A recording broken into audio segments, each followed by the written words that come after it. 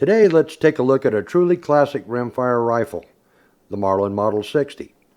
You know, I'd be willing to venture a bet that there are very few small-bore rifle shooters who haven't seen, shot, or perhaps already own one of these Marlin semi-automatic 22 caliber rifles.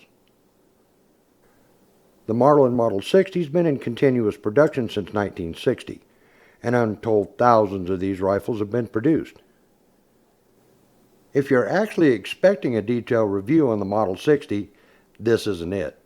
This video is more about why I absolutely had to have this rifle in my collection.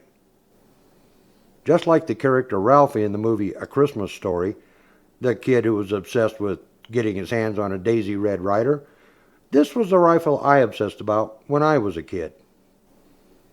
The first Model 60 I owned was presented to me on my 12th birthday by my father. At that age, I was very much aware that money for things like that wasn't easy for my folks to come by. My mother, of course, insisted that my father personally instruct me on firearms handling before turning me loose with it. Let me clue you in on something. Receiving firearms instruction from my father, a World War II combat veteran, could get pretty intense. There were times when I think he actually forgot he wasn't back on Guadalcanal.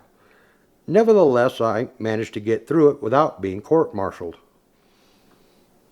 It wasn't long after that the squirrel and rabbit population in my area took a pretty serious nosedive. My father eventually asked me to find something else to shoot at. Not that he was overly concerned about our local small game population. His request centered more on the fact that he was getting tired of eating squirrels and rabbits. Some years later, I found myself in a bind by getting a speeding ticket that I didn't have the money to pay. Needless to say, I wound up having to sell that rifle to pay the fine. Broke my heart having to do it, but not having my driver's license suspended would allow me to continue driving my old clunker back and forth to school. And since I'd promised my parents that I'd continue my education, I had to make good on it. Never had the heart to tell my dad how I'd managed to pay the fine. Thankfully, he never asked and I never had to say. I suppose that somewhere in the back of my mind I always felt guilty for selling that rifle.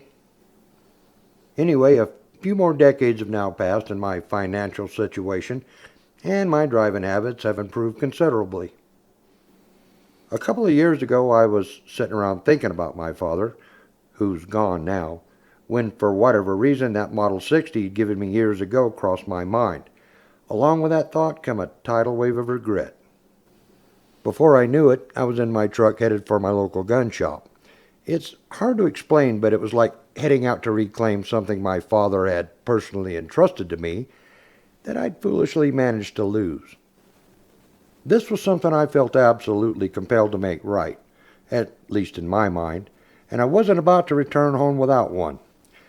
Seriously, forget trying to psychoanalyze all this. You'll just give yourself a headache. As it turned out, my local dealer had several Model 60s in stock, so I bought this one.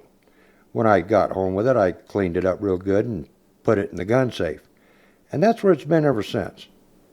A couple of weeks ago, I took it out to wipe it down, and maybe just to fondle it a little. That's when the urge struck me to take it out and shoot it. I put a scope on it that I had laying around and drove out to the range to sight it in. You know, I'd forgotten how accurate these Model 60s are and how much fun they are to shoot. I'd taken along a variety of ammo just to see how it would run with different brands. Just like my original Model 60, this one ran flawlessly with whatever brand of ammo I loaded it with. I wound up going through almost 500 rounds before going home. For a fairly inexpensive rifle, these Model 60s are an excellent all-around 22. I suppose there's really only one thing left I need to do. I kind of want to find out just how many rabbits and squirrels it's going to take before my wife gets tired of eating them.